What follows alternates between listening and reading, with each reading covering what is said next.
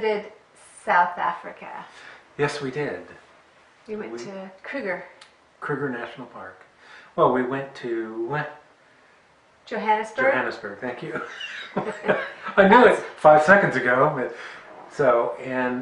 Well, first of all, we went to Africa to go to Egypt, see the pyramids. And then I'm trying to think, what else do you do in Africa? Oh, you go on a safari. And I always thought safaris were, it's going to cost you $10,000. And I'm like, I'm not paying $10,000 for a safari, but they are shockingly reasonable. Yeah, you can find a variety. I think there's 3-day, 4-day, 5-day. You can find something that works for you. There's a ton of companies that do that. So. Yeah, we went with Viva Safaris. They were great. Yeah, very happy with it. We stayed at a lodge. It's on a private reserve, but it's connected to Kruger National Park. Yeah. So there's no fences blocking the animals from moving. So. Well, there were fences preventing the people from moving. Right. Yeah, there was a highway that they had fences on because there's so many animals hit there. But most of the animals would just run by it. There were baboons along the road and warthogs were along the road. Yeah, so they just got smarter, I guess. Yeah, it was really exciting being there. The first thing that they did was take us out for a evening drive, and we were supposed to have like a picnic, I guess, out in the bush. But thank goodness it was raining, because I would have been completely freaked out, because it was already dark by the time we arrived there. Yeah, they're driving us around at night. Yeah. I mean, there's a lot of opportunity to see wildlife, even just from the lodge that we stayed in. I mean, we opened our window in the morning and there was gazelles outside or whatever. Yeah. I mean, my goodness. 100 of them one morning. So there were, warthogs, the monkeys at breakfast. If you weren't protecting your plate, the monkeys would grab your food. So there were baboons, which are massively huge. I don't think you noticed how, you can't tell on TV. No, they're very big. Yeah, very big. Very scary. Yeah. So we the first day we actually drove into Kruger National Park. It's probably 45-minute drive. And from the lodge. From the lodge, yeah. So we're in the park, and I guess there had been a drought going on. So when there's a drought going on, the animals collect near the water, which is all in the park. So we were seeing a little bit, but it was kind of surprising. I expected to see more, but we were able to see at a distance the lions had killed something, a water buffalo maybe. So there were 3 lions there, and through the binoculars you could see them quite well, and you could see the hyenas that were kind of trying to worm their way in to get to it, but the lions weren't having it. So that was really neat on the first day. It's really interesting the way that the guides who take you into the park coordinate. They use radios, they stop and talk to one another. If they've seen something or they know where something's at, they'll have a conversation, and then the guides will try to get you to wherever the location is where something's happening. Yeah. So on the first day we saw a couple of elephants, a couple of giraffes, we saw the lion kill. All in all, it was kind of, looking back, it's like, at the time, it's super exciting, we're seeing an elephant, da-da-da. But, fast forward, a couple of days, and you're seeing 100 elephants walking by you, some of them are walking right behind the Jeep. He just parks it, and they just kind of walk by you. A little one, like he's running down to see us. That's what it looked like. He's running down this road. And just carefree, and he probably gets 30 yards away, and Mama uses her trunk to move him around, not get too close. And but it was fabulous. And then it's just such a remarkable experience. We saw so many different animals, and I think we saw everything we wanted to see. Yeah. It was zebras for miles. Yeah. I mean, just I'm going to say thousands. There had to be, because we were driving for 3 miles and just zebras as far as the eye could see. And then giraffes, one road we're going on, and they're 50, 60 of them, over a, half a mile. Just, it was incredible. Yeah. That is a huge national park. Oh yeah, it's one of the more famous national parks, but Botswana, Tanzania, Zimbabwe, Kenya, all these places have national parks, and I think they're all probably fabulous as well. We saw hippos, Rhinos. yeah, the rhinos, that was great, and a baby rhino. Yeah, he was kind of cute. yeah. So, and some of the baby elephants too. One of them, really young, like days old. So.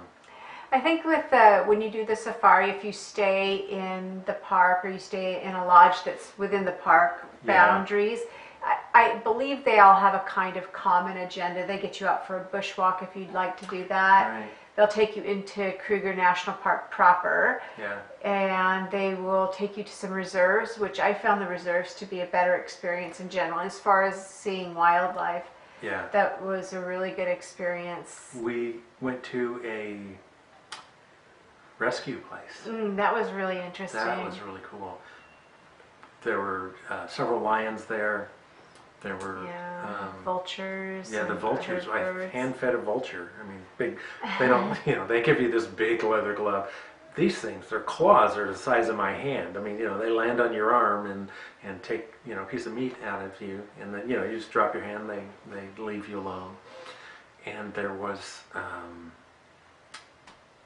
leopards, jaguars. Leopards.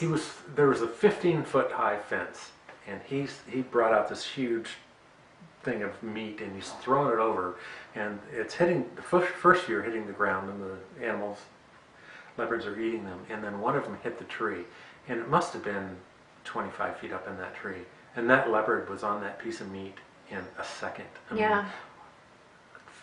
15-foot jump, and he was out there, and he's above the fence line at this point. So it's like, oh man, if he wanted us, and there are 10 of us here, just a little hop, he'd be on us. So I think he was happy where he was. The reason he's there is because he wouldn't be able to survive in the wild. Sadly, it's a rescue center, so many of these animals have been ensnared in traps or had a situation, maybe they were hit by a car or something, I don't know. Yeah. So they're not tame animals, they're wild animals that have been rehabilitated but are not going to be able to support themselves in the wild, so they have a center for that. It was fascinating. It really was fascinating. I love that. We were able to, twice we were able to pet cheetahs. And this sounds crazy. That is crazy. This one, we were in the rehabilitation center, and the man, he's having a little piece of meat, so the cheetah's busy with the meat, and they basically said, don't touch the head, just, pet them. And the hair was very coarse. It was surprising. It's not cat soft. It's a very coarse hair. Yeah, the cheetahs are coarse. Yeah. And then we were in the reserve, and I'll put the name on the reserve because it was really nice. He drives up, and he jumps out of the Jeep and kind of walks over, and there's a couple of cheetahs laying on the ground. He said, that's okay, come on. And I'm like, what? He said, yeah, no, come on. These cheetahs, although they are wild animals, their mom was raised in captivity. She was raised in captivity. And so when she had them, they've been around humans their entire life. Although she taught them to hunt. No one feeds these guys. They hunt on their own and everything. But they've been around enough humans. And yeah, they lifted their heads up and, kind of were napping, and you pet them. I petted this wild cheetah.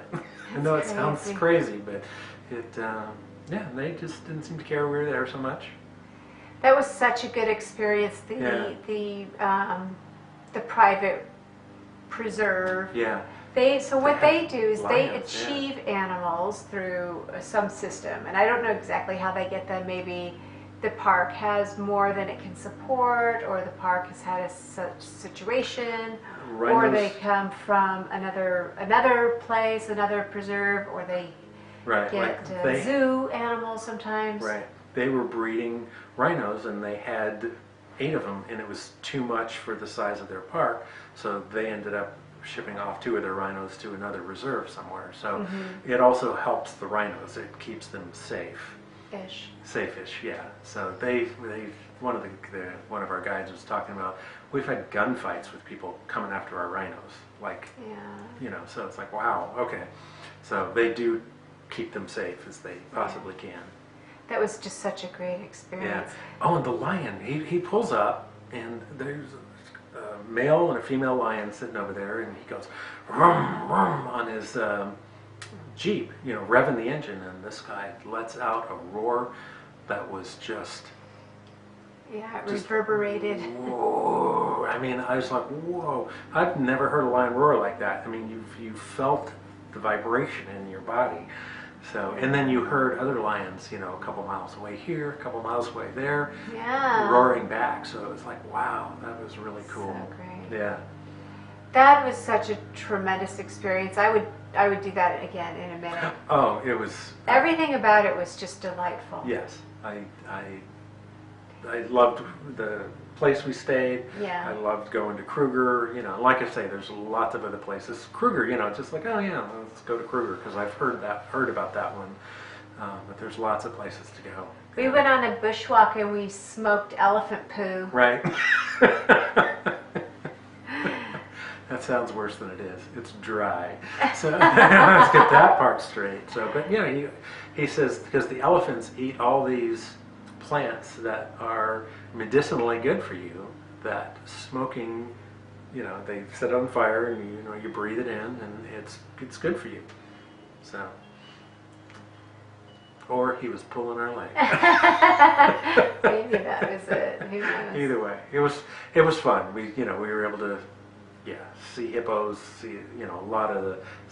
Someone ate a termite. Yeah. So she said it was crunchy. So they have a lot of protein, so you can survive on them, although I wouldn't recommend it as I was surprised that the hippos roared. Yeah. They were quite surprisingly loud, and they are one of the most dangerous animals, because if you're at the water, washing your clothes, getting water, and they're going to the water and you're in the way, they just don't stop. They run you over. And they're so massive, so they are the one animal you really got to be careful of when you're near the water. But we saw crocodiles, and obviously the guides keep us safe. When we were on the bushwalk, they had rifles with them. Never needed it. A lot of the time we're in the Jeep. I mean, the 15 feet away there's a lion. If he wanted me, he could be in that Jeep and pulling one of us out before anyone could do anything. And the driver and guide didn't have a gun when we were on these drives, so right. There you go. It's I remember the lion got up and he started walking directly towards us, and roaring. Yeah, Sally whispered, "I don't like this." And then he turned around and walked around the front of the Jeep. So, but it was a little uncomfortable. Yeah. But very exciting.